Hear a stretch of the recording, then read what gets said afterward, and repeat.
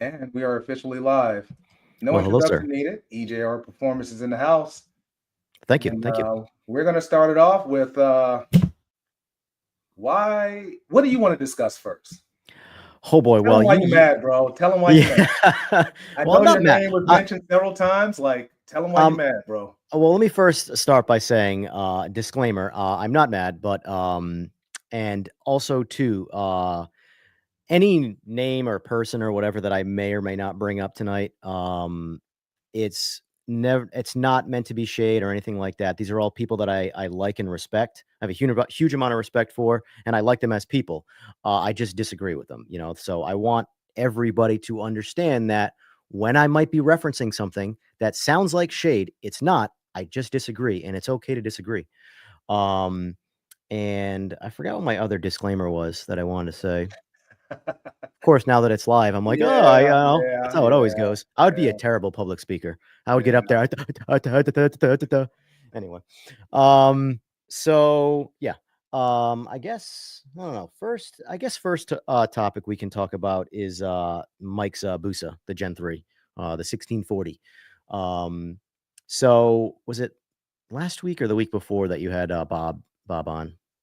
I want to say it was a week before. I think. Um, but in that that I that was fantastic. I was so happy to hear Bob talk. But like I don't know how many people were really paying attention to like the things Bob was saying, but Bob was giving away like a lot of good information. So fun fact, if you're watching this now and you haven't watched that, you should go watch that.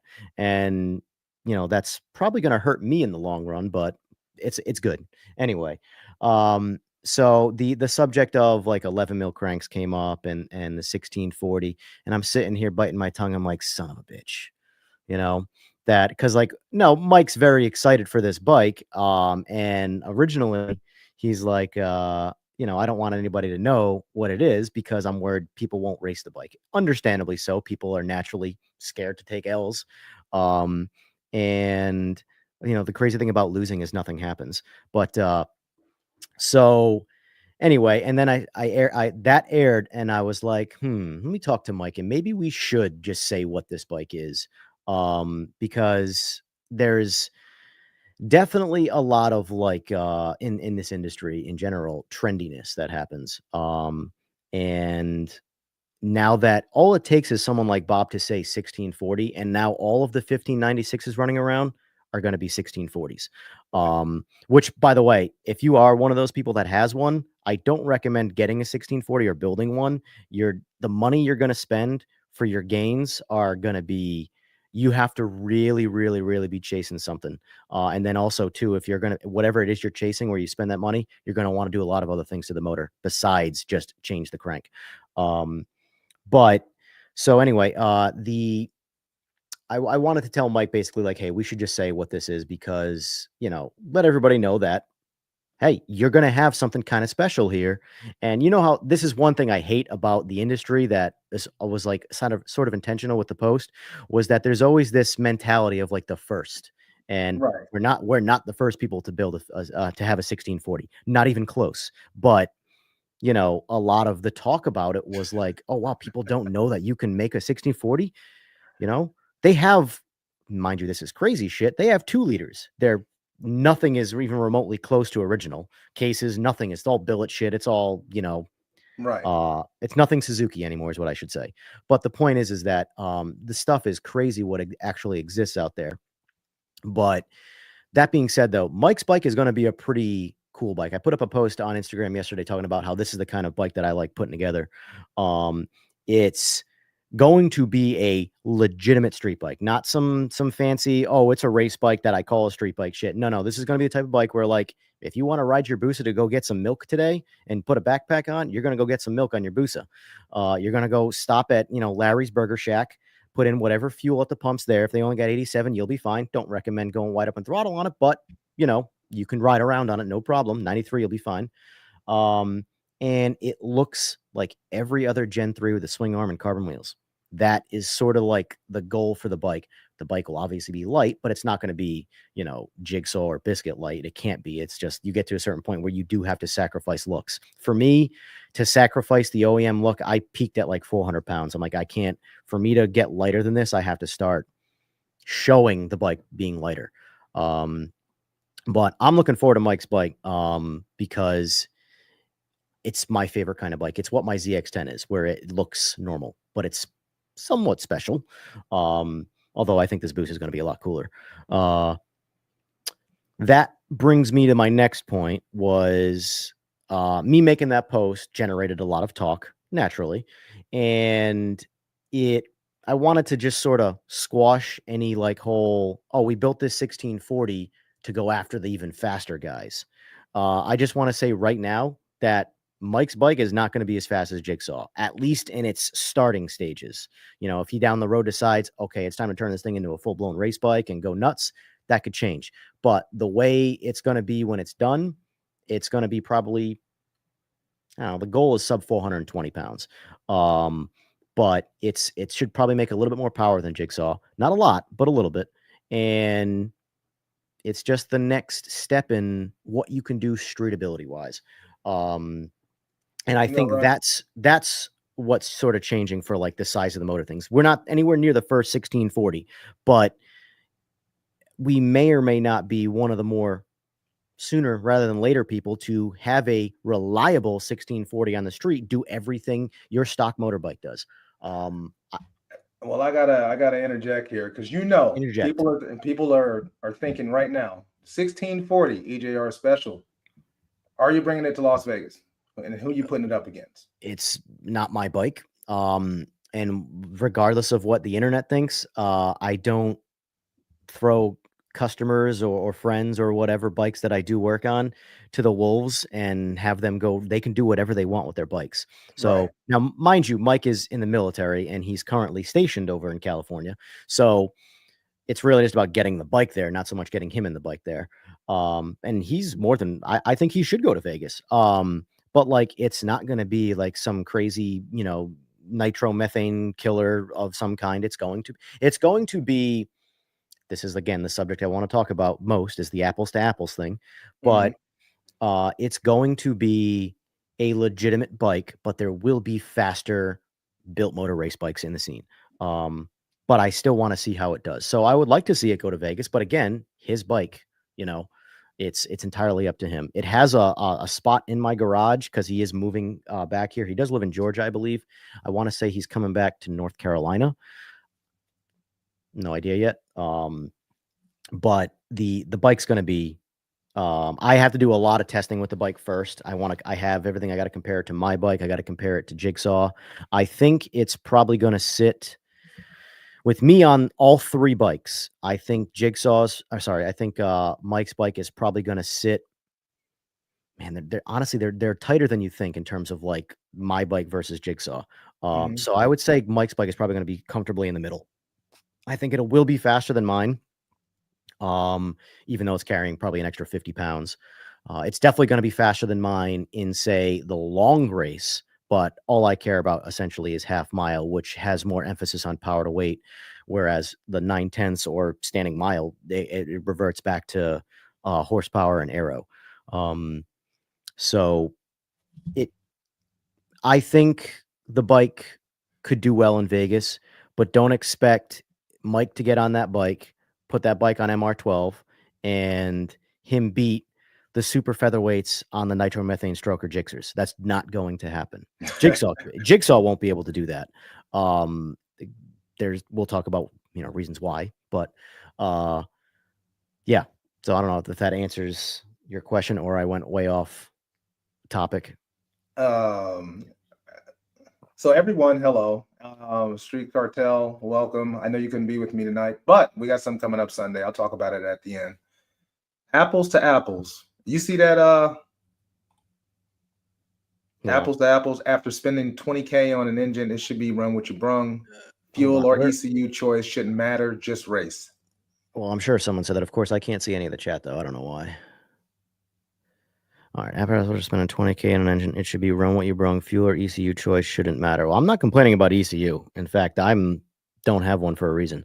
But first of all, okay, trying to figure out how to because it's a loaded statement and there's a lot to break down Yeah, there. I'll bring it back up there. Let's If see.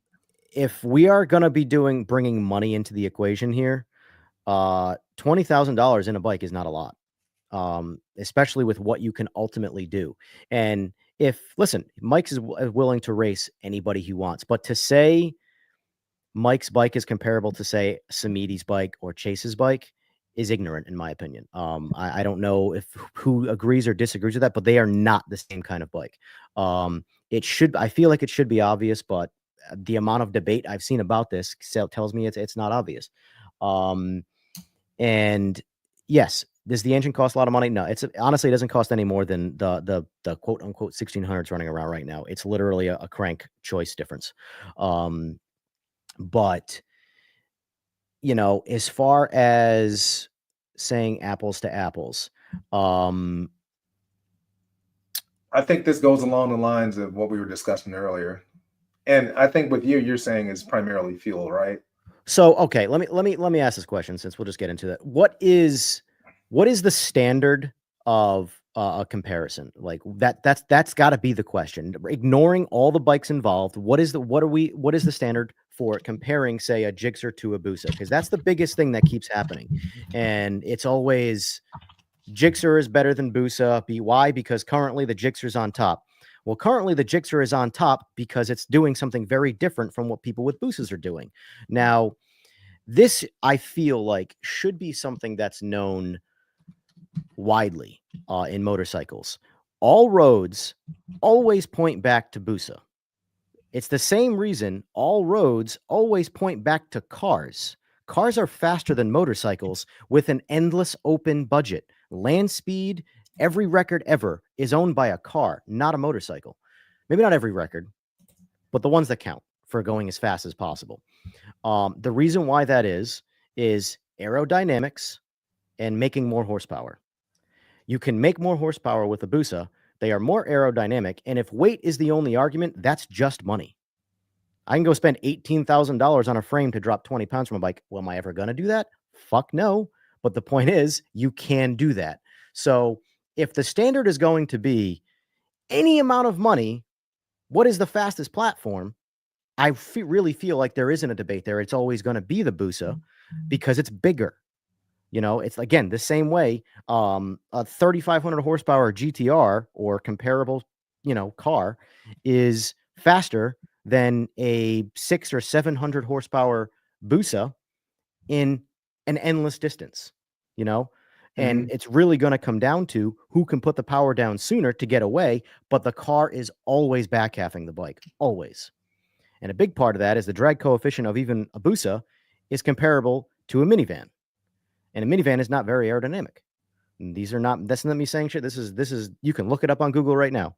Look up a Dodge Caravan or a Suzuki Hayabusa. You're going to see drag coefficients of between 0.30 and 0.40. And that's where the Busa is. Cars, your basic car are all in the twos. The really, really fast aerodynamic cars are in the ones, which means if power to weight is dead nuts even, the car is going to destroy the motorcycle in any distance. Simply because the car is easy, it can go through the atmosphere easier. And also weight tends to take a backseat to aero and horsepower when you start going really fast because the weight stops mattering. That is something that a lot of 9/10 guys have always said. And at first I disagreed with it, but experience has taught me it is correct. And that is weight really truly doesn't matter in a long race. It matters in the short race. The slower you're going, the shorter the race is, the more weight matters. But the faster you're going, that's why all land speed bikes are all super heavy with a lot of added weight to keep them on the ground. And that weight does not matter because they have a long distance to hit a mile an hour.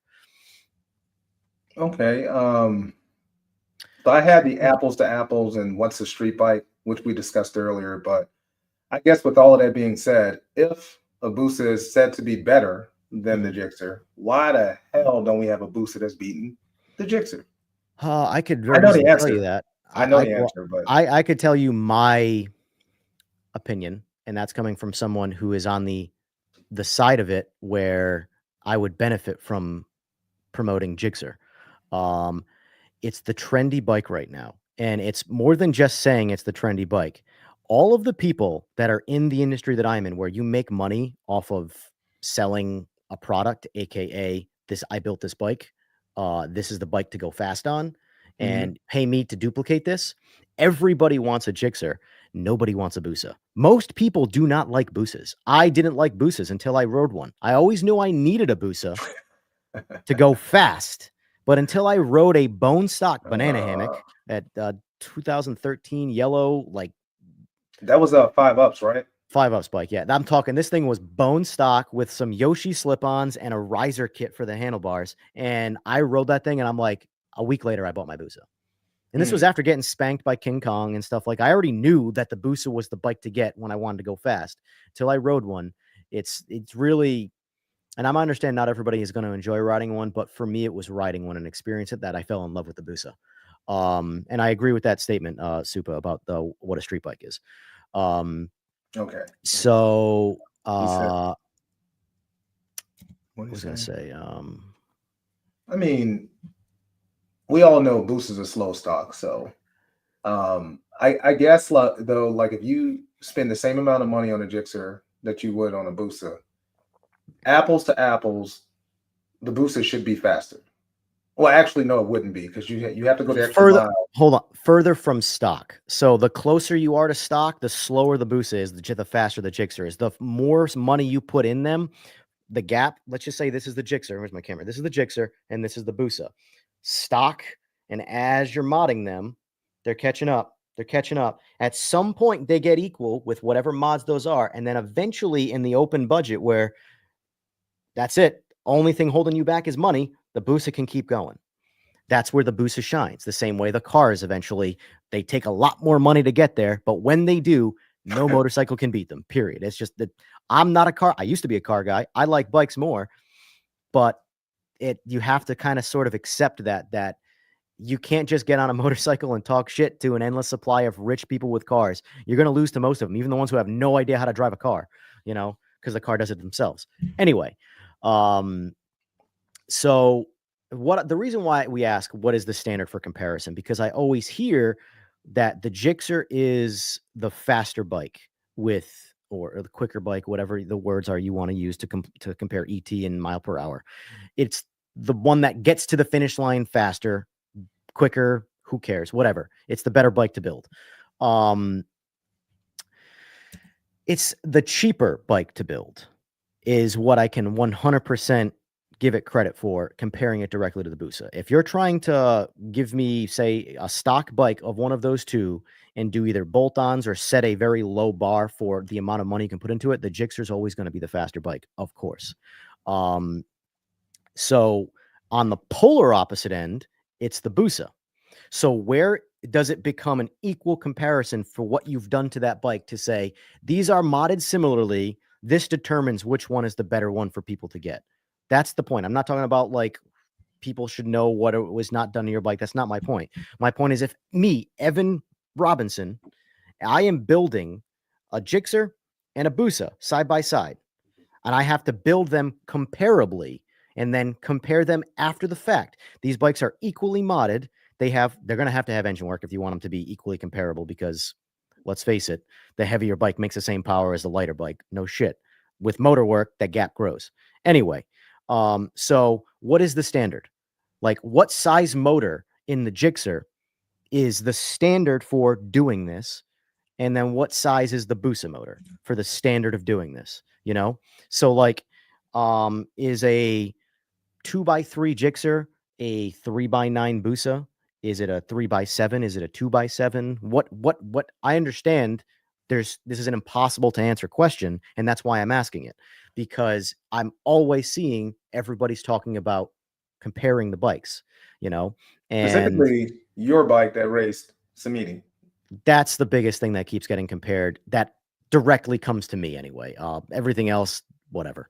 But it's, yes, are both guys building their bikes to go faster? and win races. Yes, that is about the only apples to apples comparison. They both have motors, yes. But they are being built with very different intentions. And And where what do I you can, mean by that? so, okay. Very different intentions. Yeah, you got to go into detail on that one because Well, it should be obvious what Samidi's building his bike for, to win races and make money. the grudge versus That is what he is doing. I mean, that's not, again, this is not me throwing shade. This is what he openly says he does. This is what he does. We don't do that. I am trying to build, or at least guide my friends to building bikes that can do literally everything they could do when they were stock, you know? Now, because I had a conversation with Damon Jackson the other day about, should he potentially upgrade from a 1600 to a 1640? And my answer was no. For what he's trying to do, for what he enjoys his bike for, the little bit of extra power you're going to gain and the money you're going to spend, unless you're going out there and like you're losing to someone by a couple bike lengths and you want that back and you want to spend another $10,000 to rebuild your motor to do it, don't do it. Like, it's a total waste of money and time. However, guys like, say, Samidi, if they can pick up a few bike lengths from spending $20,000, they're going to do it because that is potentially 1 to 2 races for them with the right customer. By customer, I mean person he's racing. So right. there's a very different incentive there to do different things. And this brings us to the fuel thing. I want no part of tuning any kind of M5 or nitro mix, period. And I want to say this on here for everybody to hear.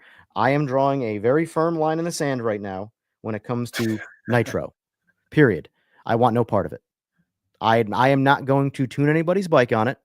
I'm not going to race anybody who runs it. I'm not going to talk shit about you and say I can beat you, but leave me alone when I say I want no part of racing a bike that's running nitro meth. It's that simple. You don't have to be, I don't have to prove anything, because I'm not saying, here's what I can tell you. I guarantee you right now, no matter what motor we put in Hayabusa, we will not beat Samidi without fuel, period. We need to run, here we go, apples to apples again, a comparable fuel. And then start over again, which is why we're not chasing Samidi. Samidi, he can have the crown as far as what he's doing, where he drives all around and he beats everybody, or does his thing where he wins his races. And I 100% support that decision to do that. That's what he does. That's always been Samidi since I've known him. So right now, he is hands down, without question, the fastest he has ever been. It's not even close. Like, he came out last season with a sledgehammer to hit a nail.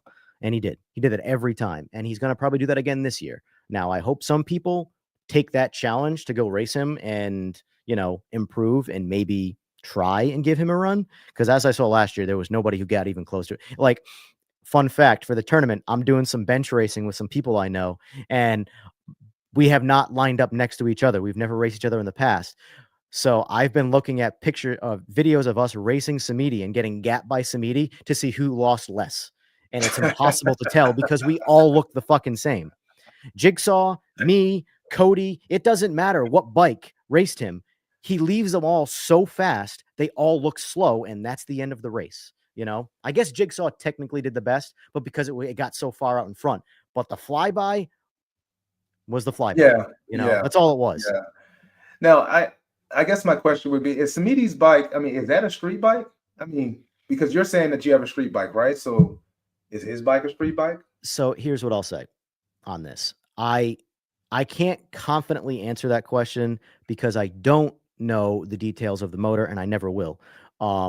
If the here, this is to me, and this is why I said I agree with Super before. For me, a street bike has to be able to run on pump gas.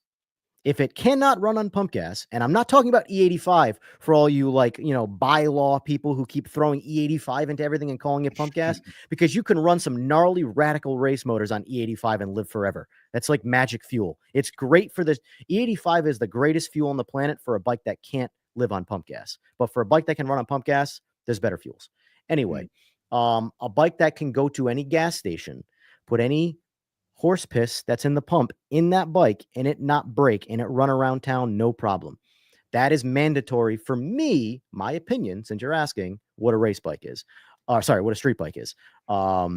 Headlights, tail light, or at least some indicator of lights. It needs that stuff. Can't be, if you're in the middle of the night and it's pitch black out, if you can't see 2 feet in front of you, is it really a street bike? I mean, the problem is that I found a lot of the laws of the street are set by some of the youngest people willing to sacrifice the most. And I've never understood that. But that's the problem with the street, is that there are no firm rules. And that brings me to the tournament stuff. And so many people were upset for me setting classes. And the reality is that, I made a bunch of different classes to get as many people wanting to be involved with racing. I currently am not looking to see who the fastest guy on the street is. As of right now, it's Samedi or Chase, at least for a motorbike. Turbo bikes, supercharged bikes, we're really throwing wrenches in what is what. As far as the naturally aspirated bike shit though goes, I think those bikes are probably going to be on top for a while, especially with Humphreys in their corner. I can't give that guy anything but massive amounts of respect for what he's learned throughout his years of doing what he does. But again, he learned in a different environment, and it's now coming to the street. And this brings me to what I said too before about how if I personally wanted to build that kind of bike, I would just get into grudge racing at the track. That's what I would prefer to do. I'm dealing with now such volatile and crazy maintenance that I need a 100% controlled environment the whole time. I need the drag strip. I can't do it on the street. That's why a big part of why I want no part of nitro. We have a couple of questions, right? One's from Soup H2, one's from Envied.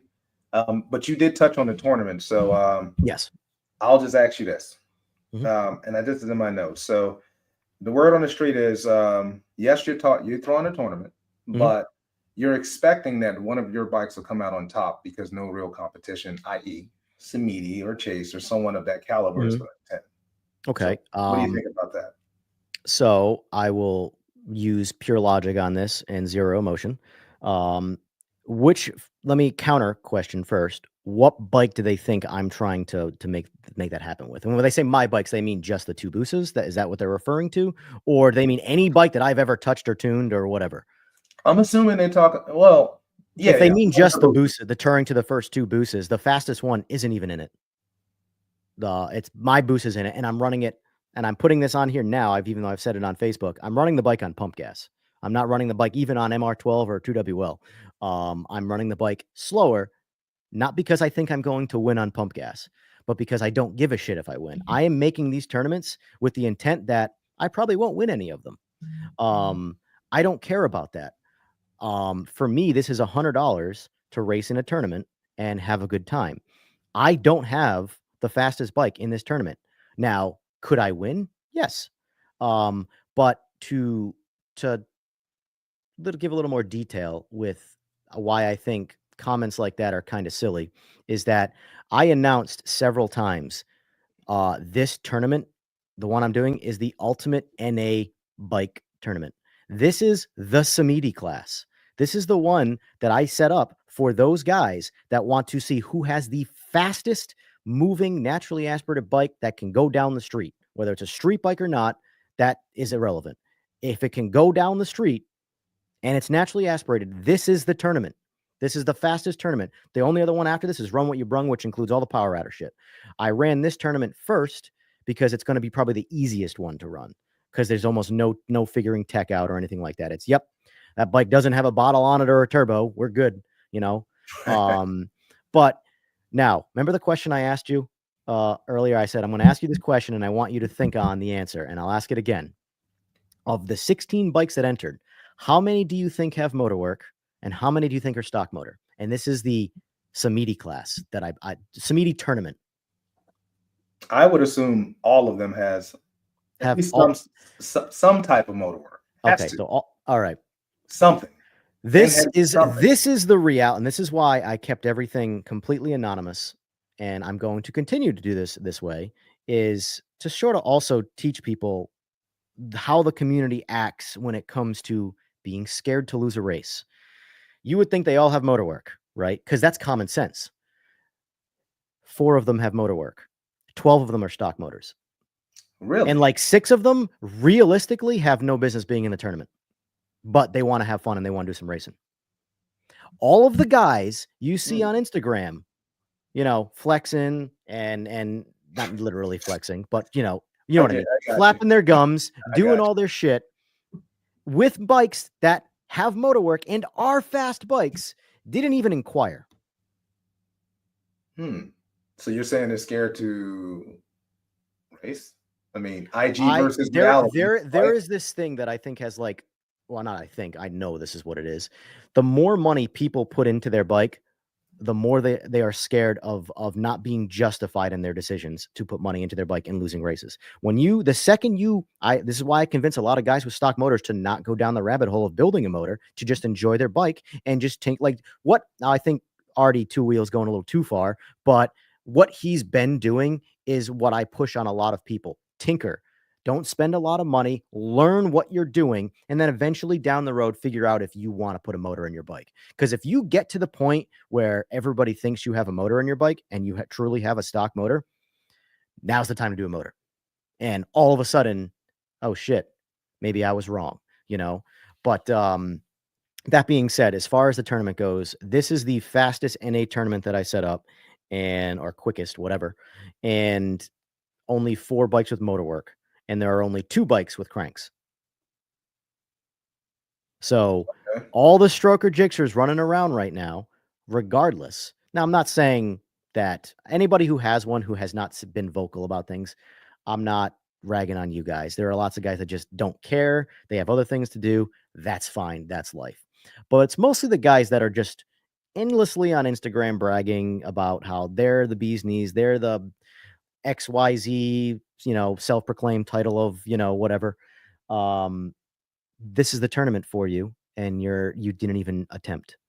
And it's happening in North Carolina. It's a pretty central location, So as far as the whole me putting on a tournament that I could win, this was the one that Samiti could join and do what he did to me already. Now I figured Samiti didn't inquire because,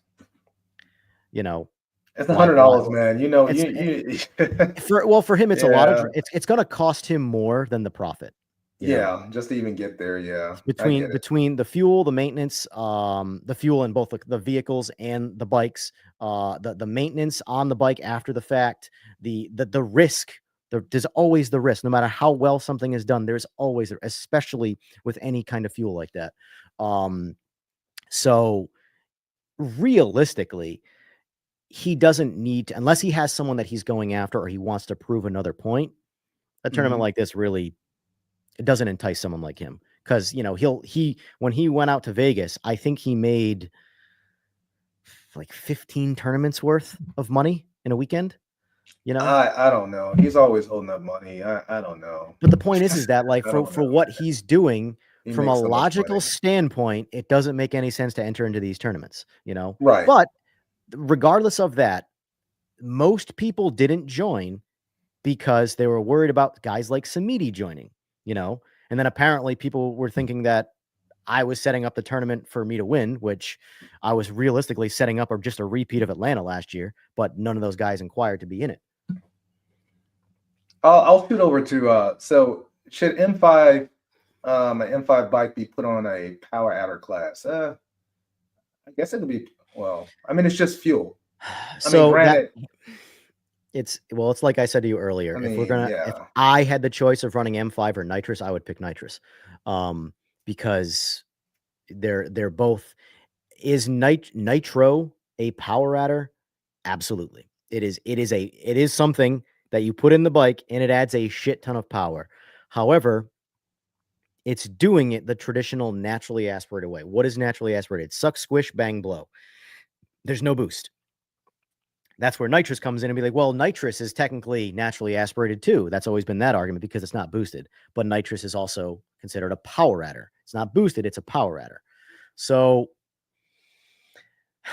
man, it's an interesting debate, and I feel like it would have to get overly scienced to kind of come to an answer. But I will say that M5, which is what a lot of people are trying to run, is only the gate to nitro. It's 5% nitro. Obviously, 95% of it is not nitro.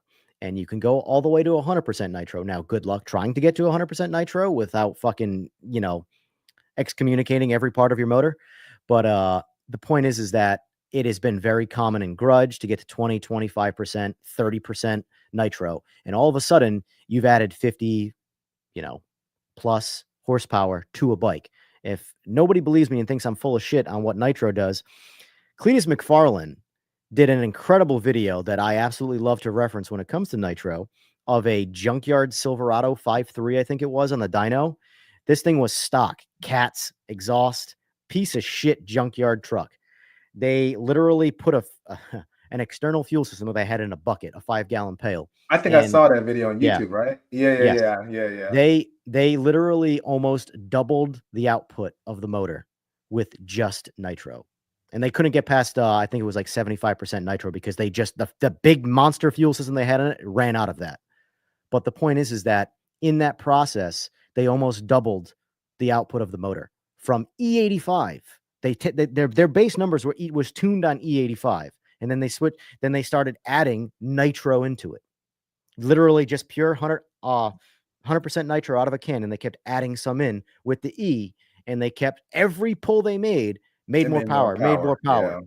The last pull they did, which is like 100% nitro, it just pinged and ran out of fuel system. It literally didn't even finish the run. It could have melted at that point. Who knows? But the point is that if you're gonna, it is from a power output standpoint, legitimately a power adder, because no other fuel is going to add that level of horsepower potential. M5 is, like I said, is the gateway into nitro. If you're running M5 out of a can, it's like if you go from good pump gas, and by that I just mean it's actually good out of a pump and not garbage fuel, to say a tuned on MR12, the gains you get from that in the real world go from MR12 to M5, it's that again, which is noticeable. But where you really, really start to see that holy shitness is when you start adding pure nitro to that mix, creating mix, which is what people mean by when they say mix, and they get that 5% much higher. Now, they're obviously, the higher that nitro get, nitro is what is the volatile, dangerous, melt your motor, blow up. That's literally, it's in the name, nitro. Anybody ever seen World's Fastest Indian, the movie with Anthony Hopkins? Well, he used to put in that No. he used to put nitroglycerin into his gas tank, the medication, because it made more power. Anyway, so All right, we got some. See, I don't even want to read this. So, does power to weight matter when talking about Busa versus Gixxer? well, of course it does. But I again, mean, he knows. He just I don't even know why he asked that. I It'd be mean, crazy, man. of course it matters. But like, here's the thing: the reason why I say the closer to stock, clearly, obviously, the Gixxer is faster. But let's just say, you put a subframe in a Gixxer and a subframe in a Busa. You lose 2 pounds on a Gixxer, you lose 8 pounds on a Busa. So even though there is a massive weight difference, each mod that costs roughly the same to each bike drops an insane amount more weight on the Busa because most things are made of steel and everything on the Gixxer is made of aluminum because one bike was built to be raced, the other bike was built to be driven cross country with a 200-pound rider and a 200-pound passenger. They're very different intentional builds. The fact that they're called hyper bikes, I think, is the biggest disservice to the Busa. There's nothing hyper about that bike. Yeah, 1999 is why that bike is called a hyper bike. After that, it's been, whatever. It's a cruiser. But let me see. I know. What else? Okay. I do have a question, but I'll let you go first. Well, I was just going to look at my list of bullets and if you didn't have an immediate thing. So I would say if you got a question or something. Okay. Why do you think people think you're not outside? I'm going ahead and assume that means I'm not actively racing. Yeah. Okay. Yeah. You're not actively. Yeah. So here's what I can say. The older I get, the more I realize I don't want to be risking my life all the time. I do very much enjoy racing. I very much used to love going to Miami for the Miami events yearly and race. The first time I went to Miami, I think I raced 15 times in one day, just up and down that road. These were actually like filmed, set up races, let alone all the shenanigan stuff I've done. To the point where now I don't even want to be in the state of Florida during that event. It's so crazy. So the older I've gotten, the more I've realized how dangerous, how risky things are. You know, I'm going to be 38 soon. This is a young man's game, and most people that have been doing this as long as I have already moved on to other things. Like if you think about it too, like the amount of people that I have seen who were like kind of a nobody, then got really fast and became a somebody, and then inside of 2-3 years, they don't even race motorcycles anymore. They're done with it. They've moved on. I can count several generations of that happening already. And so the fact that I'm still here at all racing bikes, to me, from math standpoint, I'm doing pretty good. Yeah. Um, Yeah.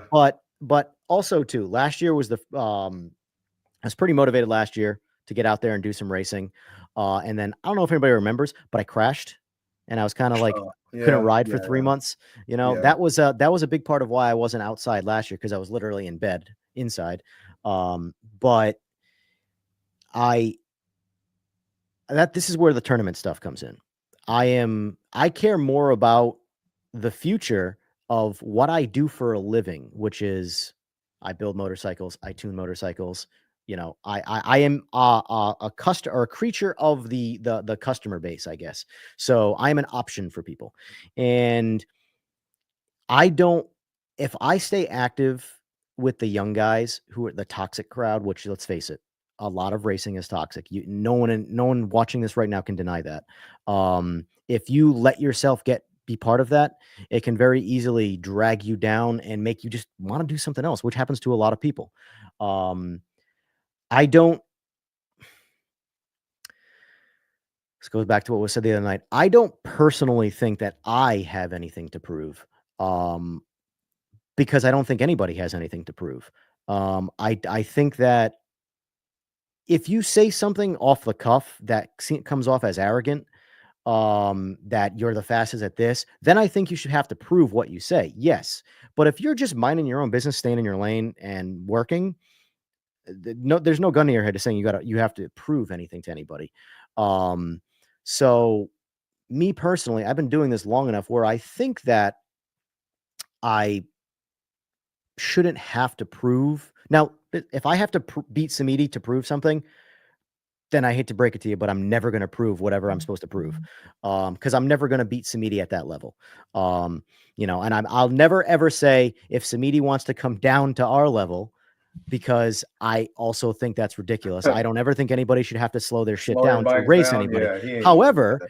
if he was just curious one day and decided, hey, you know, why not? Let's try and do something like kind of like Battle of the Brands did, right? Which is why that was so popular, because that was an actual solid comparison of Gixxer versus ZX10, where both guys, in my opinion, it was more of a more Mafia versus a Ricky Gatson thing than the bikes themselves. But the point is that both guys and their teams put their best foot forward to build a bike around a certain rule set to race. And yes, one guy did win, but look how close those races were.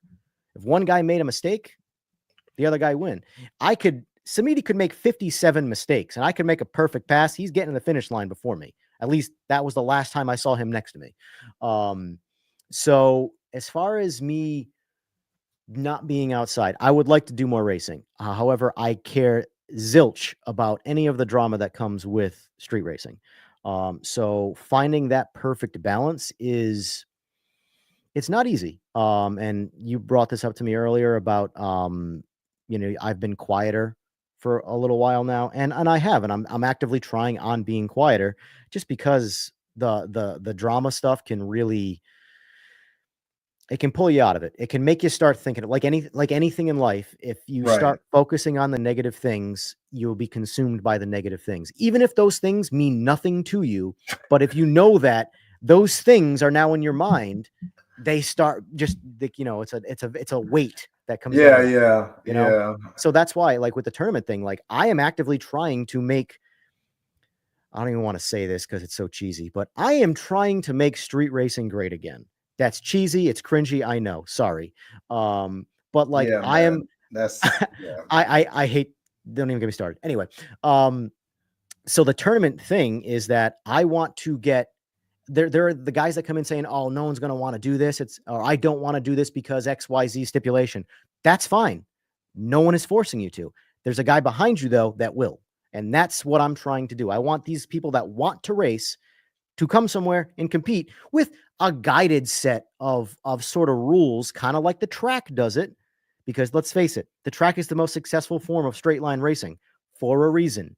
If it was all free for all, do whatever the fuck you want and get away with it, it probably wouldn't be as successful as it is. Um, Well, so Luke brought up something earlier about ship sector. You know, like the Ohio Mile, that type of mhm, yeah, the land speed stuff. So, I mean, it's not Las Vegas, but I mean, it's similar. I mean, it's still somewhat road racing. yeah. I will say this: I would love to do them all. Ignoring all travel and all that bullshit, just purely want to do something. I absolutely want to go to Vegas. I absolutely want to go to every shift sector ever listed. Um, there's this whole Vegas being across the country thing that's a bit of a problem. For me, here's how I look at it. For me to make that trip solo doesn't make sense. I'm going to Vegas to prove my might with a 1441 Busa that isn't going to prove shit unless I'm racing other 1441 Busas or, again, comparable bikes to show that what I'm doing may or may not be better than what the other guy is doing. That's how you compare things. If I go there with my 1441 and race nitromethane crazy bikes with super jockeys on them, I'm going to look slow as fuck. Those bikes are all faster than my personal Busa. I know that. I'm not denying that. So for me to spend the money it's going to take to get there and then just get beat up and down the road by all of the guys with faster bikes, because you already know how racing works. The guys who know they can beat you are going to be the only ones asking you to race. That's how every place is. This tournament, with nobody entering that could potentially lose to a Smeedy, decided, meh, I don't want to be compared to Samidi because I have a motor in my bike and he's just going to show up and kick my ass and I'm going to look slow. And that's going to hurt me in the long run. And yet no one showed up because of that, reasons like that. So do I want to go to Vegas? Hell yes. I already talked to Chris about it. And I even said, if we want to go to Vegas this year, we both need to change our motors around, specifically me. But realistically, without giving away anything or because we don't know when we're going to do this, that's the big thing. I have made a personal like goal for me. I have to start repeatedly losing races to put a motor in my bike. I have to. From financially speaking, I can't just throw $10,000 at my bike to let it sit in the garage, you know. So for me, I need to start losing races. However, for me personally, to make Vegas worth the trip from a racing standpoint, I need more bike. I would go solo with Chris's bike, but realistically, I want what Chris's bike is, and I want Chris's bike to be kind of something special. What that is yet, we don't know. Eventually, maybe it will be. It might be a 1596 for all time. We don't know. Because if it's always going to come down to the fuel argument and we're never going to run fuel, it doesn't make any sense to put a motor in either bike, which is why I said I'm drawing that line in the sand. We're not going to call anybody out with nitro. We're not going to talk any shit about anybody. You can do what you want to do. Again, I have nothing but love and respect for Samidi. I think he's the fastest man on fucking in the United States right now. At least active racer in the United States.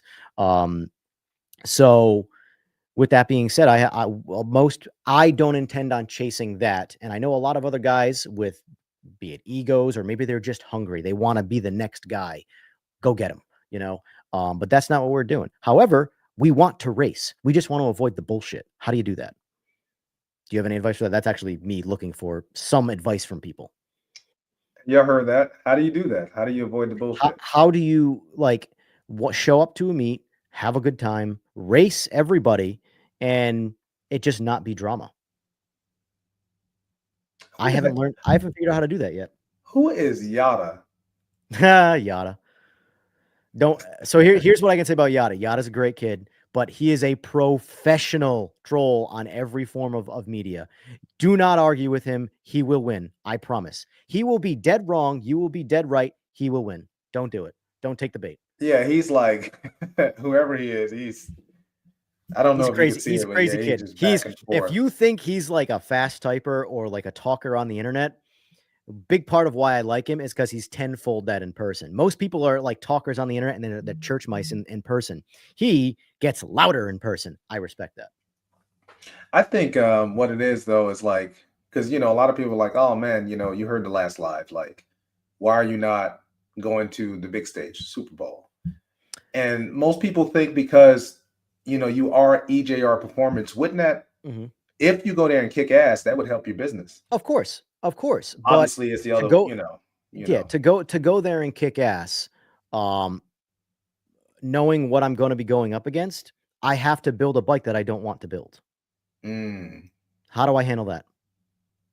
I have to build a Busa that I'm never going to ride again. It's going to run on a fuel that I actively don't support. It will go fast, but I'm going to hate it. And it's going to cost me a lot of money for some made up internet credit that I don't, you know what I'm saying? Yeah, So yeah. because yes, if I do all that 100%, if I do all that, and let's say I go there and I clean house, I beat Samidi, I beat Chase's bike, I beat everybody there by like whatever, an inch or a mile, winning's winning, right? If I do that, will that help my business? Absolutely. But it's the same way on social media. I don't actively want to clout chase in the cringiest way possible, doing all the social media shit. Yes, it is more effective. It will grow me. I don't want to do it because I don't enjoy it. Now, I want to, for me, like I've always wanted to build super cool bikes. Cool doesn't necessarily mean it's the fastest bike. Comparatively speaking, similarly built, it might be faster than someone else's, but it's not going to have the extremes. Look at my ZX10. I stopped because I knew that anything else I do to this bike, I did not approve of. But I have to do it to continue to race that bike and compete with that bike. So it's getting to the same place with the Busa, which is why, again, line in the sand on the fuel. It has to, for me personally, I have to draw the line somewhere where I'm not willing to cross anymore. For me, it's like I already have a hard time justifying race gas in general. The only reason I even put MR12 or 2WL in any of my bikes is to just get the disadvantage I was given, but from them putting fuel in their bike, getting that back to equal it back out. I don't want more power than you. I want the same power as you. I want to beat you other ways. That's always been how I like to do things. That's why I like the stock motor shit so much. But here I am again with a 1441 Busa back at the bottom of the horsepower pile because everybody's got strokers now, So mind you, I did the 1441 as a stepping stone. That was always the play. It was always going to be a stroker, but I didn't anticipate having a 1441 for 3 years in like 10 total races. I can tell you, if you go to Las Vegas, everybody there is not strokers and all of this stuff. Oh, you know what I mean? Sure. You'll get some okay races, man. And I'm sure I will like a lot of the people I meet there too. 100%. Kyle, let's stop. Superman. Okay, let me go back up. Let me see. What? There's a whole bunch of like, can you see the comments, Evan, or no? I tried looking. Hold on. Exit full screen. Let me see. I mean, it's so much. I'm sure it's definitely a young man's sport for the most part. That's what Cartel said. Okay, so if I click comment, hold on. How you saying you don't like drama, then you call out the IG fast people? Did you call out? Did you call somebody out? No, I didn't call out anybody. Oh, I said social media and IG. That's what I said. See, there's that whole context and putting words in your mouth. I didn't call anybody out, but I'm sure anybody who falls into that potentially is going to feel personally attacked. That's called a guilty conscience. Let's see, but you don't see any of them outside doing nothing. It's the truth, man. And that's a big part of why I don't have a stroker in my personal bike yet. My 1441 struggles to get action, and I would love to, say I got to put a stroker in my bike because it needs to get faster because I keep losing races. That was my goal. Let's see how fast I can go with the 1441. What I can tell you right now is the way racing happens. I am actually more curious if I took my bike right now and put a stock Busa motor back in it to see how fast I could go with the stock motor again, because the bike's 40 pounds lighter than it was when it last had the stock motor in it. So that has me more curious than how fast it's going to go if I put a crank in it. because it's going to go 0 miles an hour when I put a crank in it, because it's going to stay in the fucking garage until I put nitro in it and try going after Samidi or one of the other, the diehards. Top, yeah. If those are my two routes, I choose stock motor. Spending Oh. $10,000 and having it sit in the garage, or spending $15,000 and being a nitro bike going after the fastest guys. If those are the only two options, I choose to spend $0. Because that's just, I don't want to do either of those things. Obviously, I want my bike to be faster. I want to crank. I want to make 20 more horsepower, but I also want to race it after the fact. And if every race is going to turn into the challenges of going after guys like Samidi, to me, that's not a sport anymore for me. Now, for guys like him, the gamblers, the guys who are trying to prove that they are the fastest guy and they want to bet on it, there's a niche group of those people. That's for them. That's not for me. So, for me, it's easy to just get on Chris's bike, spend $0, get on Chris's bike, which is almost a carbon copy of mine, but has a crank in it, and race his instead. He says, Super says, the Cali guys are going to be on the East Coast soon, so you can come out and race. That must be the event in April or something, I think. I've heard inklings. Yada is just Yada doing all of this stuff, so I'm gonna just go past what Yada's saying because he doesn't. Fonzo says, there's always going to be drama, unfortunately, in racing. Yeah, well, which is why I've chosen the ignorance path when it comes to the drama. Just don't be part of it. Or I'm trying to. That's the thing. And that's a big part of why I want to do this tonight, was because I have been, more quiet lately. And now I'm not saying people are saying bad things, but I'm seeing a lot of conversations happen where, like, either some narratives or insinuations are happening. And it's like, okay, I kind of just sort of need to say some stuff to clear the air, to point out that we didn't put a 1640 in this Gen 3 to come for the faster guys. We're building a cool bike for Mike, who's the owner of the bike, that I think it's going to be, of the three boosters, my personal favorite one. It's going to be a badass motor in a stockish bike. And I can tell you, if you put 10 people on all three of those bikes, all 10 people would probably pick Mike's bike as being the coolest, most fun bike, because none of them are going to be able to tell a difference in how fast they are. They're all going to be fast. They're all going to feel great. They're all going to run on any gas station fuel you want. And this is a fun fact. I've tuned both bikes. I've tuned them for roughly the same air fuel. Chris's bike got substantially better gas mileage than my 1441. Here's what I can say. In 2025, buy a billet crank. Just do it. There's just zero disadvantage outside of losing, $3,500 out of your bank account. That part does kind of suck. But if you're going to build a 1441 because you think there's some positives to it, the only positive to building a 1441 over building, say, a 1596 is saving a little bit extra money. Actually, there's another one. Nitrous. Nitrous too. You can take that. If you're chasing nitrous. Yes. If you're chasing a budget number, a 1441 with $5,000 of nitrous in it is going to go a lot faster than an NA 1596. Okay.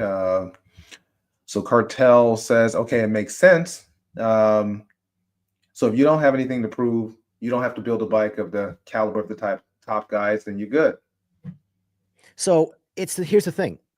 I want to race every stroker jixer that exists on the planet, as long as it's somewhat of a street bike and it's running on traditional fuels, So, for example, that's coming up in 2 weeks' time. One of the bikes that entered is a stroker jixer running on MR12. Now, that bike, I'm racing it with the wrong motorcycle, but I think it's the better race simply because the owner of the bike is a good amount heavier than me. Now, if they put a comparable weight rider on paper, I say that because you have to make a pass. Obviously, that's racing. But on paper, yes, that bike is faster than my 1441. But it's an interesting race, factoring in the weight of the riders. However,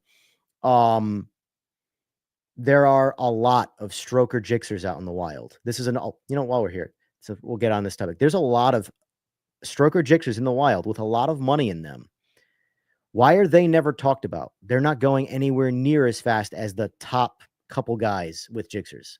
Yet they're all Yeah. putting in a very comparable effort. Now, they might not be as good at it, but they are putting in the effort. Nobody talks about those guys. For example, at the last tournament, there were 1441 Busas there with comparable weight riders beating Stroker Gixxers. No one talks about that stuff. They just go, Gixxer better because Samiti. Now, And who did he don't beat? EJR. yes, Yeah, yeah, of course. yeah, But yeah. the point though is that the rule is never the exception. Why? And does all of humanity always make the rule the exception? If Samiti's the exception to the rule, why is he now the standard? You know? And I'm sorry to keep saying Samiti if you're listening. I don't mean to like keep He's saying the your yeah. name, He's but it really just the so happens that you are the guy that all of this is yeah, focused around, you know? yeah. But like, you know, it's the point that like he is the exception to why does no one pay attention to the fact that Samiti does the same shit to the Gixxers? Every bike he races, it looks like the bike he's racing is slow as shit, but we use him to compare to the Busa. Am I the only one looking at this like this from like a why is this other information left out of this conversation? I think it's because like the Busa versus Gixxer, not necessarily a battle of the brands, but it's you, right? Yes. Because at one point, Yes. and you can argue this. At one point, you were like, hey, hey, hey, I got all of this fast shit. Mm-hmm. Who wants to race? Yeah. And then you raced, and then everybody was like rooting for you, maybe they weren't, and you lost. And then that Yeah. was like the whole thing, you know? Yeah. So I think that's more than likely like what it is. Yeah. And another thing that does kind of suck about that too is like I still feel that way. I would love to right now make a post ready, next lane open with my Busa.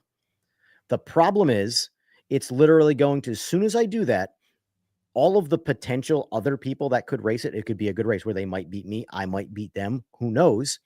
It's Uh-huh. all going to get relegated back to Samiti. Oh, well, you're not going after Samiti, so why are you even making this post? Because I don't know. there's I a don't know about thousand that, other Evan. vultures out there racing doing this shit. I don't know, Evan. Like, because I'm sure like a lot of people would love to race you, of course, I'm sure. outside of the top caliber guys. For example, Um, case in point, why haven't I have turned down a race with every single H2 in most of the existence. I have raced H2s back in the day. It just ends up being a very dramatic race, no matter what. Regardless of what happens in the race, it's a very vocal reaction. So last year I raced Dylan. Dylan's got a legitimate H2. It's a heavy bike. There are faster H2s for sure. But Dylan is a nice guy who's about an hour away from me and asked me to race. And he wasn't pushy. He's like, when you have some time, I'm like, well, I have a Busa here. I'm like, I'll race you. I know you make some good power. Uh, I'll race you with this guy's bike, friend of mine, Chris's bike. It's built identically to mine, except it's a stroker bike. Mine's not a stroker. We raced, and I ended up beating him that day.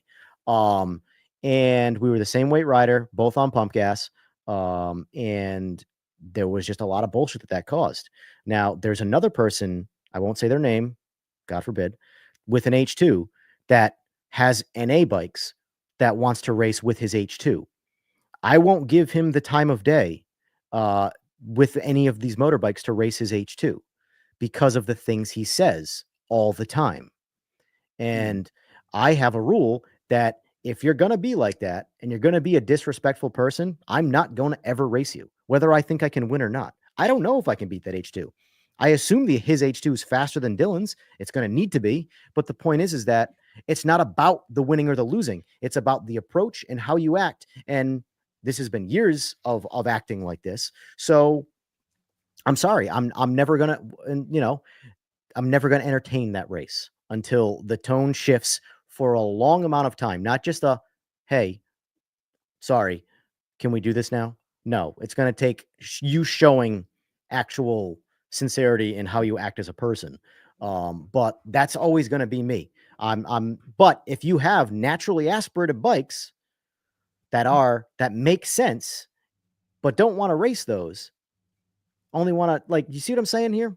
Yeah, Yeah. I'm trying to like I can't. It's so hard for me to not say details without Yeah. saying, you know. Yeah. But the Yeah. point is like that is the difference between why I race this guy with the H2 versus won't race this guy with the H2. It has nothing to do with the bikes and nothing to do with whether I win or lose. It has everything to do with how you act.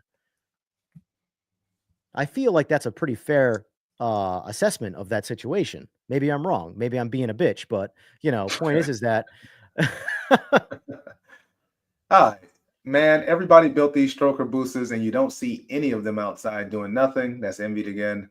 Kyle Zizzleman, he says, if someone gave you an unlimited amount of money, right, to build an all-out bike, would you do it? And what route would you go? that unlimited amount of money would have to be a very, very, very firm understanding of most of what we're doing is going to be a lot of trial and error and a lot of wasted money. Because that's the only way I'll build a turbo bike. That's the only way I would ever get into nitro is if a literal trust fund baby who knows he's got 7 figures behind him to just, oops, I lost it on a crypto scam. Who cares? Let's build a Busa. But that being said, though, it would still be a Busa. It would just be a turbo bike. And I would have to figure out, though, it would be less about what bike I would build in the type of build and more about the form of racing in terms of, are we doing land speed? I would love more than anything else to get into land speed, because when's the last time you saw 2 guys on the internet arguing about who had the better 15-mile pull? I went 279 today. I went 277. You ain't shit, Bob. You got to You get don't see faster, that too man. often. You don't You see about to that. get They're helping each other in the pit and they're trying to, break world records and shit. I would love to be part of that shit. you about to get Luke excited. Right. And then Envy said, he meant you said I'm tired of reading this. Here you go. So you can see it. IG and social people won't show up and race. Why? While basically saying they talk about being fast online, but won't come out to prove it. Am I hearing? Hold on. I think that was in reference to the last IG thing that I read.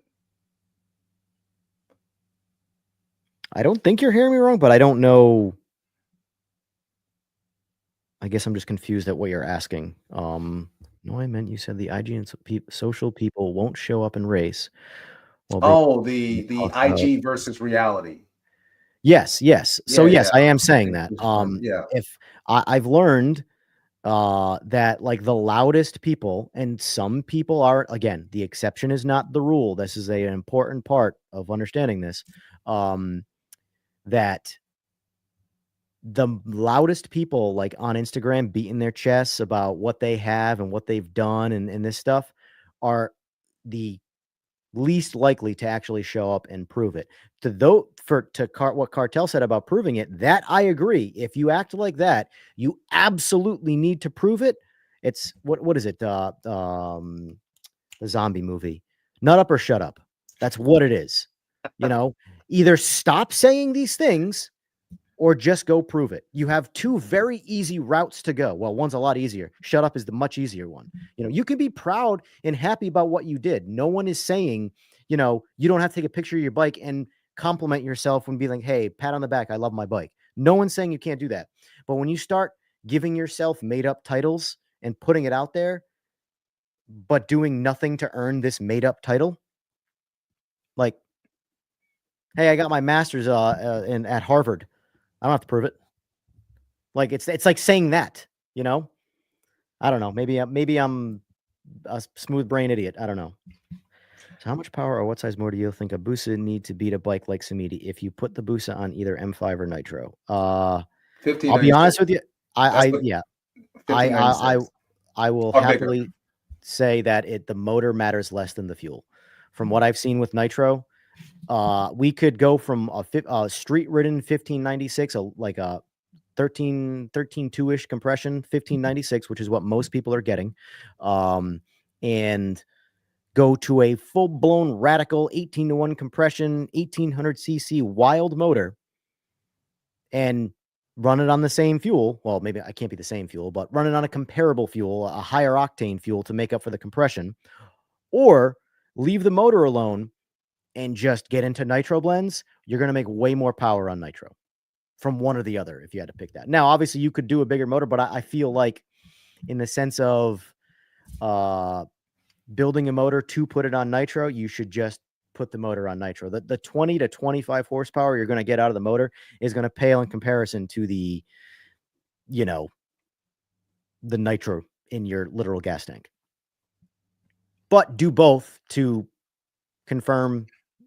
The reality is that it's not going to take one thing. It's not going to take two things. It's going to take, and I feel like most people know this, it's going to take getting all of that and then getting it down the road. You know, bottom line is this: no matter what anybody wants to say, in our race, it wasn't the ECU, it wasn't the rider, it wasn't anything like that. It wasn't the weight. We lost the horsepower race, period. We went down the road with less power than the bike that beat us, period.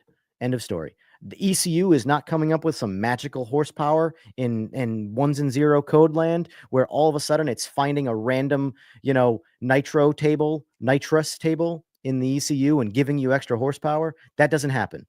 The only thing that ECU is going to do is, you know, closed loop tuning is a very solid positive I would love to have, so I don't have to tune the bike, but the bike's tuned that day. It's perfect. Is getting the bike to go down the road as fast as possible. Did anybody see the race? I know you all did. What did the start of that race happen? What happened? Samiti didn't make a pass. His bike farted and did some whatever tune-up they had in it. It wasn't happy. It sat on the wheelie control hard. It didn't work. It got left. John, for a guy who has made 3 passes total on that bike, I had a log on for the bike for his pass. He made a fucking pass. He tapped the limiter on the 2-3 shift or 3-4 shift, one of those shifts, very briefly. But I'm talking TPS on that bike, locked all the way to 100. Now I have the secondaries in first gear, neutered a little bit, but not a lot. He made a fucking A to B pass. He shot out like a fucking cannon. And here's what this is where I 100% underestimated Samiti. I thought that if we could get to that scenario where we made a great pass and he made a poor one and we were out like that, we would get him. He still found his way around us and past us. With light. With some fucking mile per hour out the ass, bro. It was like I won't release 20, 30. I don't even know, man. Like that was I won't ridiculous. Publicly say what our numbers were for that pass, bro. From all the things, 100 to 200, what we trapped in the half. I won't say it because nothing was wrong with what we did. I'll say that. We made a great pass and we got bamboozled. So the reality is that if we stopped right now and said, we're going to put a max ECU on the bike and we're going to go after Samiti again, the same fucking race is going to happen. Unless he makes a better pass, then obviously it might be a different one, but we'll still make the good pass. The ECU is not going to help us in any way.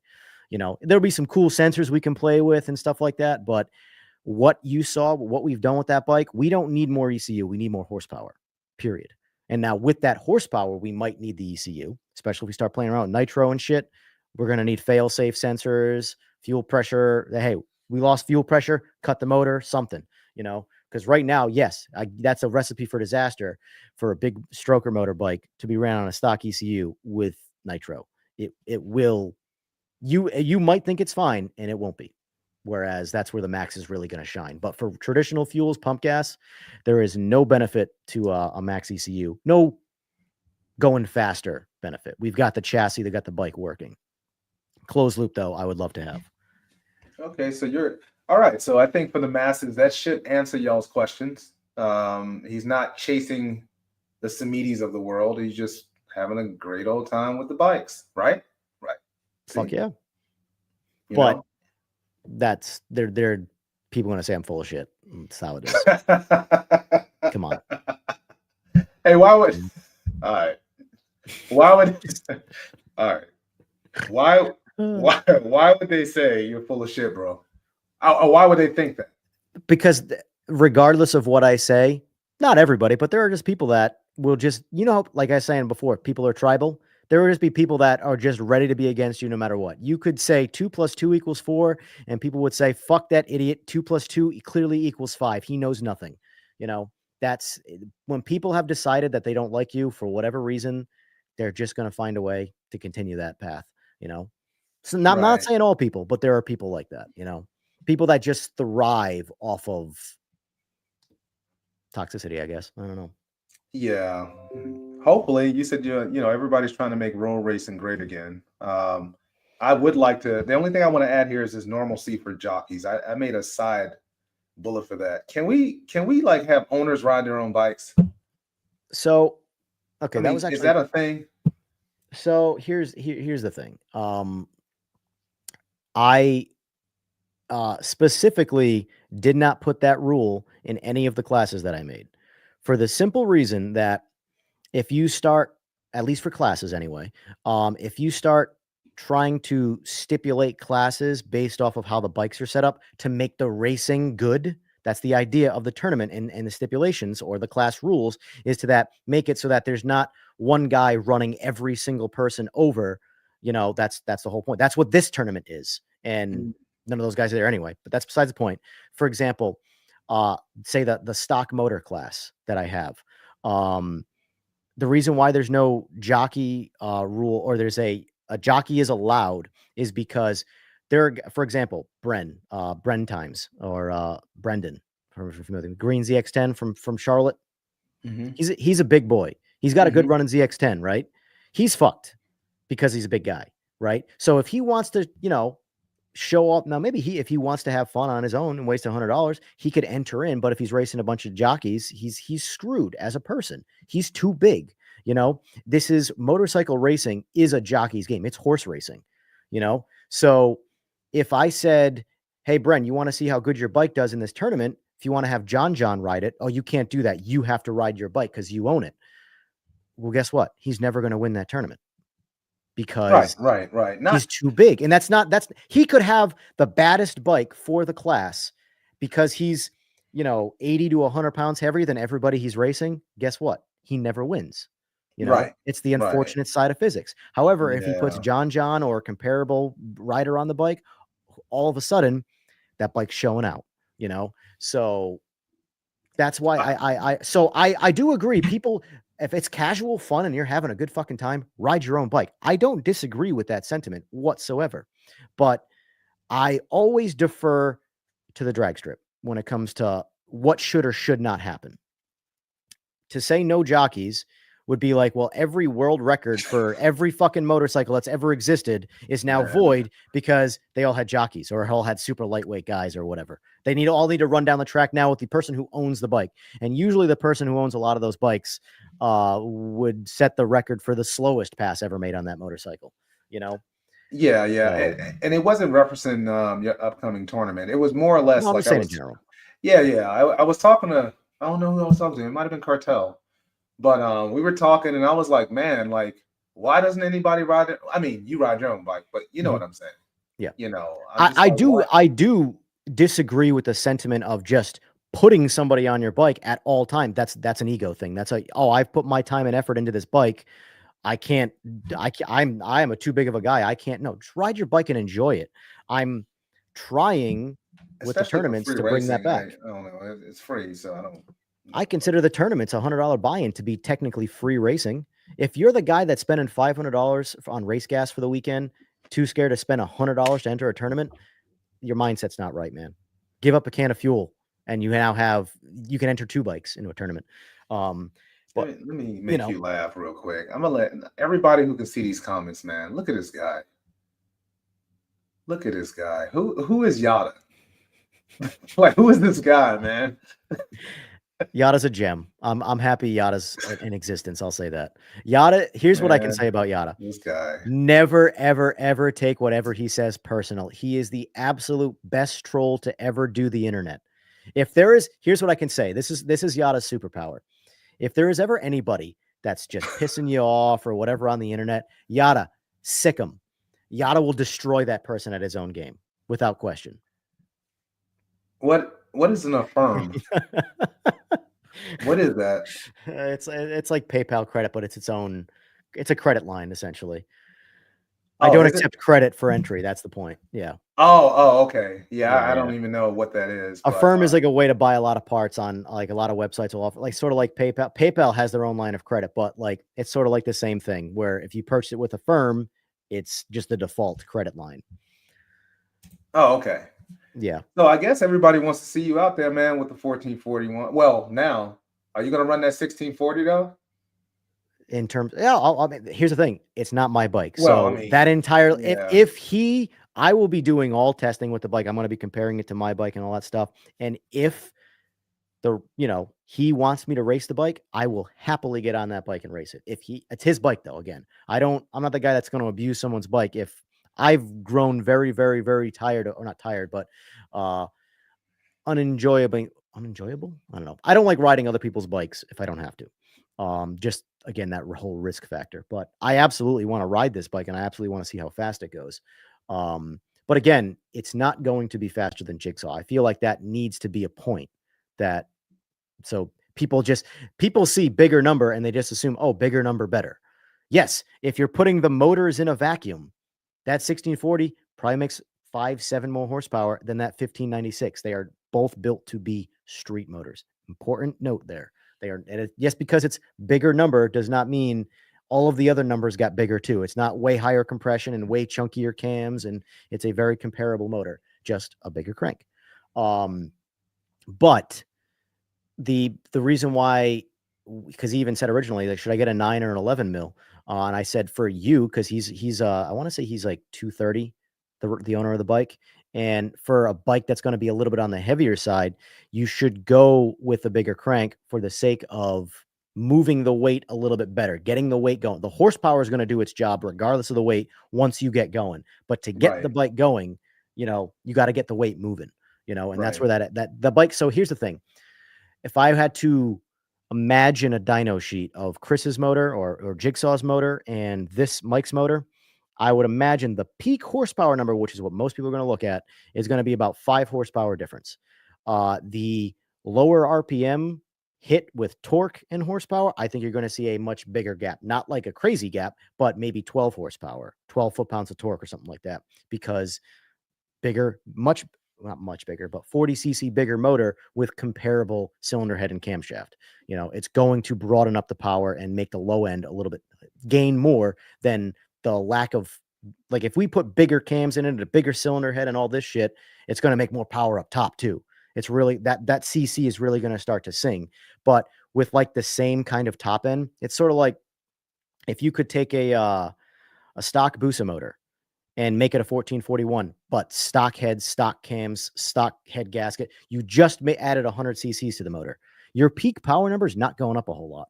You might make 10 more horsepower. You're probably going to make 30 more foot-pounds of torque, though. Yeah, which gets you So, moving. So I got yeah, you. exactly. So that was the idea with going with the 11 mil, and that was also the assurance. Not that I shouldn't say the assurance, but the confidence in it being just as streetable as the 1596. And Ebe 650 Ebe will always be my candidate for reliability. He can break anything. He's abusive. He rides his bikes, and that Busa, that should be a testament to the 1596 build that you see out there in the wild. If he's not breaking it, I'm not saying nobody can break it, because there's obviously the guys that sit their bikes on the limiter and do all that crazy shit. The guys who like, pops and bangs tunes, Yeah. they will break anything. But like your average Joe who's good with maintenance and stuff like that, those are some reliable ass motors, you know. Well, I just inquired the other day. If you're thinking about trying to beat a 1640 and try to do like an 85 mil pistons, don't do it. It's going to overheat. I'm just letting you know. It's going to overheat.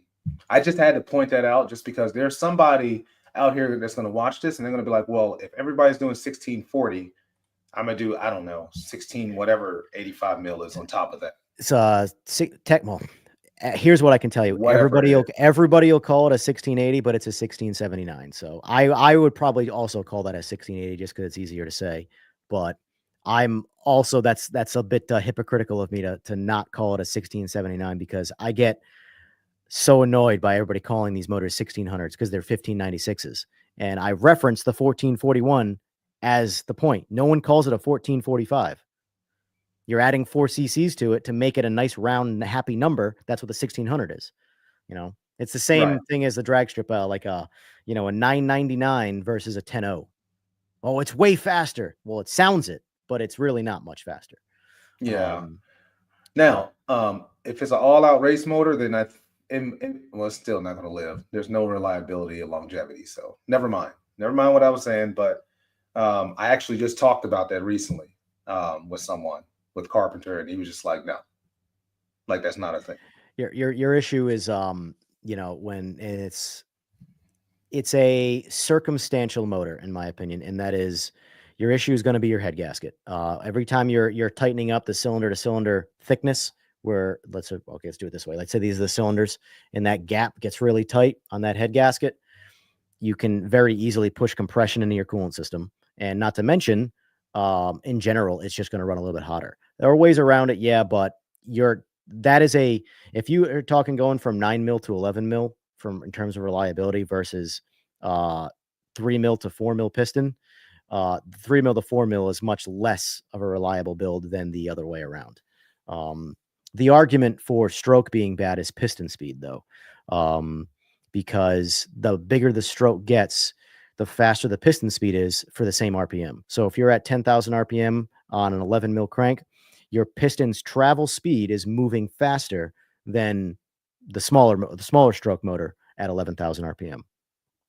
That brings me to another question because so Beater Busa, right? He brought up, and you do stuff like this, like you raise RPMs. Why don't you think the Busa can go to, what was he said? Was it 15K or 14K or anything over 11K, 11.5, give or take? Why is that? So the biggest reason is always the camshaft and the buckets. There's a reason why a lot of the new leaders went from buckets to finger followers. I really wish the Gen 3 Busa got a valve train upgrade and not a camshaft / valve train downgrade. It's the same shit with smaller cams, but it really needed a new redesign in the cylinder head to promote RPM. So that's been the biggest burden on Boosas in general, is finding a camshaft that doesn't tear up buckets. But because you can put all the CC under something, if you're not opening the valves and you're not moving air through the motor, because all the bottom end of the motor is the size of the pump. But if the pump is breathing through a straw and pushing it out through a straw, who cares how big the pump is? It's not moving any air, So the realistic reason for that is the camshaft it's hard to get bigger cams in it.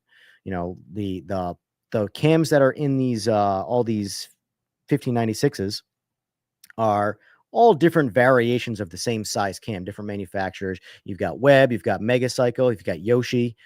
These are all different brands with very, very similar, and they're all chasing like the kind of the perfect lobe for reliability of that bucket. Now, the ultimate reliability of that bucket, change your fucking oil a lot. So I recently had the valve cover off on my bike, and I just wanted to inspect everything, and my buckets look like mirrors. And I've spun my Busa 12.5, and I spun it that way when it was head cam too. So yes, here's the thing about the RPM. I agree and disagree with him. I agree on the RPM, but the problem is let's say you go bigger piston, so you go 3 mil piston, so which would be a 1441, but then you de-stroke it, right? That's kind of like what a 1397 is. It's a Gen 1 crank with a 3 mil piston. But if you go even smaller than that, you can get back down to comparable to a 1340 again. But it's all bore, less stroke. So it's going to be rev happy, right? Mechanically, yes, the bottom end will be rev happy. The problem comes down to the top end, getting it to rev and getting it to move air. You got to get a lot of camshaft on it every way you build a motor. And that's the hard part. So because I actually ran this idea by Steve Neekum a few years ago about this. And again, this is where experience is phenomenal, because I threw a what if scenario by him and he had an example in the fucking shed. But I basically asked him, okay, so what do you think about building the same $15,000 billet motor, but with a D-stroked crank from a Gen 2 and going tie rod, lightweight, higher compression, 3 mil piston or a 4 mil piston, technically, if it's a race motor, and putting as much camshaft and as much cylinder head on that and much compression as you want in it. He's like, oh, I have one in the back shed, and it's still slower than the street 1596 at land speed. I was like, oh, okay. I guess I won't do that then. Cause that to me, that's a cool motor. I've always Yeah. loved like a de-stroked high revving fucking bigger CC motor or something like that. But he literally has, because remember, Steve comes from Land Speed. Steve who built Bill Warner's motor, the one that went over 300. 311 or Um, whatever. Yeah, yeah. yeah. So like, and Steve, and the thing is that this is why, like we were talking about Bob Carpenter and stuff before too, how some people have bad things to say about Bob. I have nothing but good things to say about both guys. Steve Neekham's my guy. That doesn't mean I don't like Bob, because Steve Neekham is a Padawan. I couldn't think of the other word, of Bob Carpenter. He used to work at Carpenter, and he branched off and eventually started doing his own thing, and he became his own force. And I met Steve through Reggie, and I've just kind of been, if it ain't broke, don't fix it. Steve's been doing good work, so I'm happy with it. But he comes from Land Speed, and when I asked him that, he had a bike it was a Gen 1 Busa. They had a 17-to-1 compression, comparable 1340. I don't know what the exact CC is, so don't quote me on it, but it's whatever the stroke was with a 4 mil piston, or a 3 mil piston, sorry. And 17-to-1 compression, and they said it accelerates. It's a fast bike for what it is, with that subtext there. He's like, because the strokers still go faster. It comes down to this. This is this real quick before we change. It comes down to gear to gear horsepower. This is what ultimately makes you go faster. Is your window between gears. So who cares about down low? Who cares about up top? None of that matters where the power is. What matters is the entire time you are accelerating in between gears, the average power number is the most it can be. So if a stroker motor only revs to 11,000 RPM, but makes a consistent 25 more horsepower the entire time it's in the gear over the de-stroked higher revving motor that's spinning 13.5, 14,000, the stroker motor is always going to be faster. It's putting down average gear to gear more horsepower or torque or whatever you want to call it. Power the motor is generating. It's spinning the wheel faster the whole time, So, and not to mention torque also has a benefit to helping you accelerate through wind resistance better. That's torque isn't just a get you going thing. It does go to the back burner when you're kind of going through the gears, and the revving power that you have there matters. But how much torque you're maintaining in that rev, bigger motors do it better, tend to carry you through the harder to travel through atmosphere. But again, he's not wrong. But the problem is the camshaft.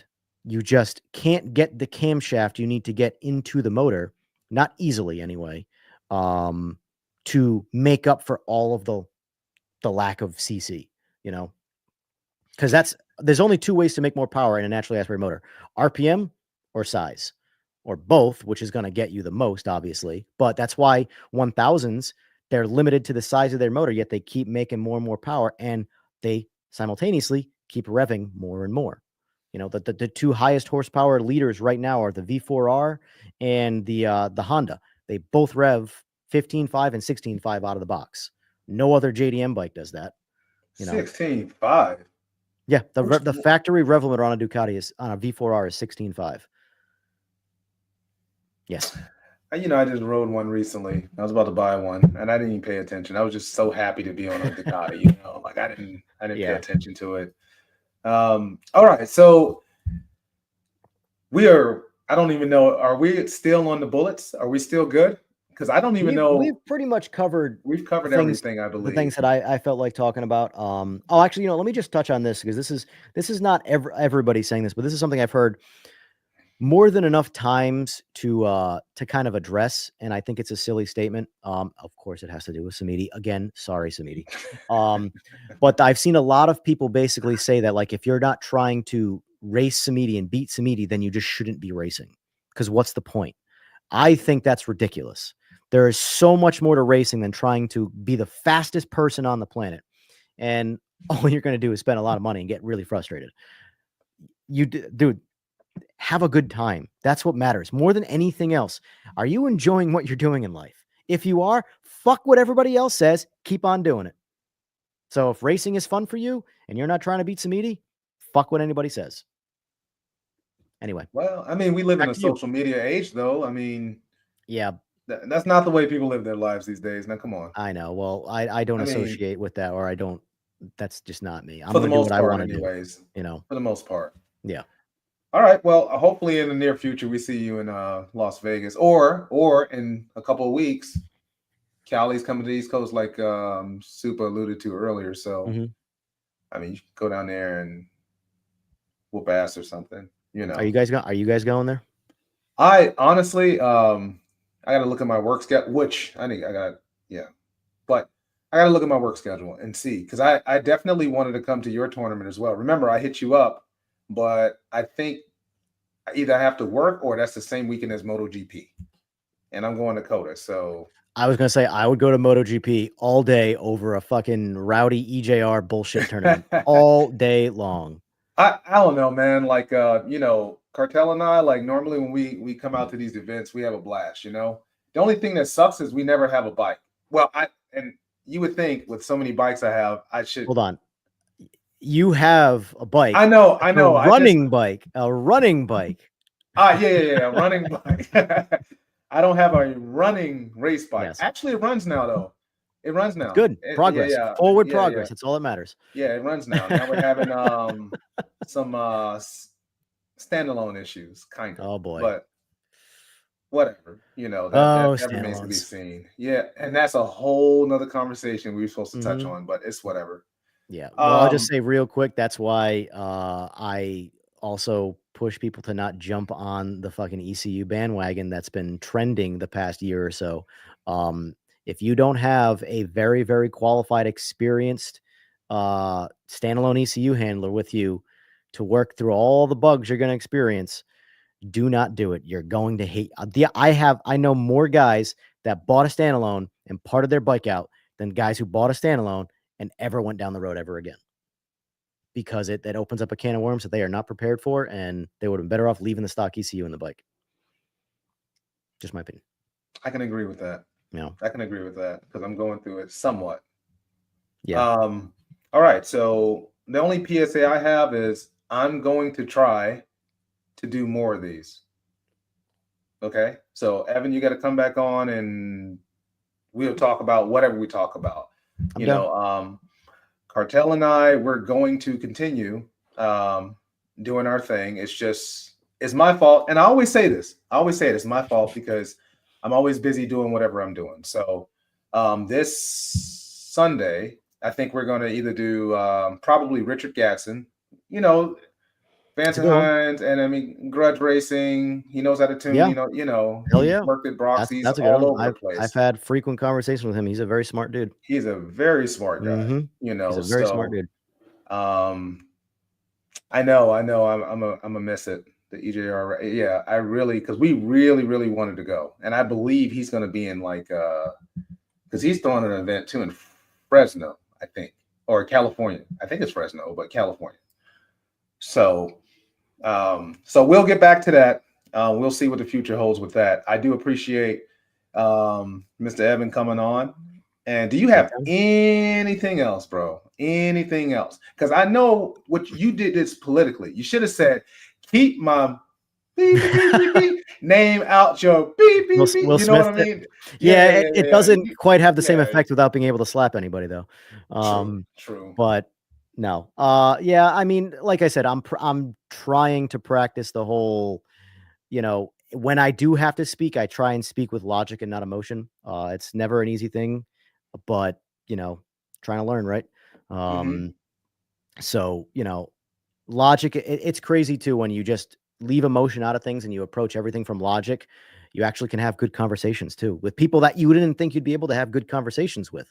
Emotions suck. That's why in all the movies where robots take over the world or whatever, the first thing they do is remove emotions from humanity. All of a sudden, humanity's way better. Right. Oh, your favorite person just Do I even want to read it? I don't know, man. Like I don't know. I have a lot of favorite people, so I don't know. It's more of a club. Well, Cameron. What? Okay. I was gonna say, what's his position in the club? What's up, Chris? Is he an officer of the club or? I don't even. Here we go. We'll just show it because that's just Cameron for you. All right. Well, here's what I'll say: is the 14 ready to race? No motion. Is the 14 ready to race? Because that's still the race. My 1441 versus his purple people eater. I don't know what it's called. Purple rain. I like purple people eater. That's just, if I had a purple bike, that's what I would call it. Purple Bro, people eater. y'all still ain't raced? I thought that was like a last year thing. That's crazy. I thought y'all raced already. Nope. Oh, wow. Okay. Well, Cameron, I don't know. You late, bro. So you just gonna have to just wait and I don't know. Show up in Atlanta in 2 weeks, or y'all, here you go. But show up in 2 weeks and maybe y'all will get a run or talk offline. All right. Anyways, y'all, thank you for watching. And as always, it's a pleasure, Evan, speaking with you. And we look forward to doing many, many more of these things because I think the community overall will have more fun when we have conversations like this. Yeah, I've always myself preferred the live format. My issue that we've run into is, well, for one is Adam's scheduling. I mean, his job obviously is priority, and he's a second shift guy. And two is guests, man. Like I want to get good guests on, but it's so hard to keep that like frequency going of good guests. And yeah, you can get any Joe on here, and that's fine too. But what's better, really good conversations and podcasts, and you also never know who's going to have the good conversations too, or frequency of boring podcasts. That's like, what do you do? Right. I got to talk to Joe Rogan. I got to figure it out. He does them daily, and but that's Joe Rogan, bro. Like, no, I know. Yeah. You just, but like all of the people that exist in motorcycles, once a week should be fine. A different person every week to ramble off. I'm thinking, due to my schedule, I'm gonna try to do like every 2 weeks, or at least, because you know how it is. You got to beg a good guest, not really beg them, but like, you know what I mean? Like it's just hard. It's difficult. Yeah. But I don't know. You're a good guest. Look at that. Look at that. See what I got going on all over my channel? It's like I say all the time about guests. The best guest on your podcast is the one that just talks and you don't have to do anything except sit there and let the guest talk. That's my favorite kind of guest when I'm doing a podcast. And you are awesome at it, bro. That's why you're coming back on. We're gonna talk about standalones next or something. I don't know. I'm down. I don't know what we're gonna talk about, but we're gonna talk about something. We can spitball behind the scenes about subjects or whatever. All right. Anybody got time for that? Because genetic, it's so Yada and them are all. They're gonna. That's what your chat's gonna turn into, Yada and him going at it. So. Yeah, and they're going back and forth. So anyway, everyone, don't worry about it. Thank you for watching, and we're definitely going to do this again in the near future. Next time it'll probably be with my homie Cartel. Like I said, putting y'all on notice, we back, and I'm kind of back. It's just going to be every 2 weeks. Nothing wrong with that. Anything else? You good, Evan? Yeah, I'm good. All right. Well, peace, y'all, and thanks and enjoy.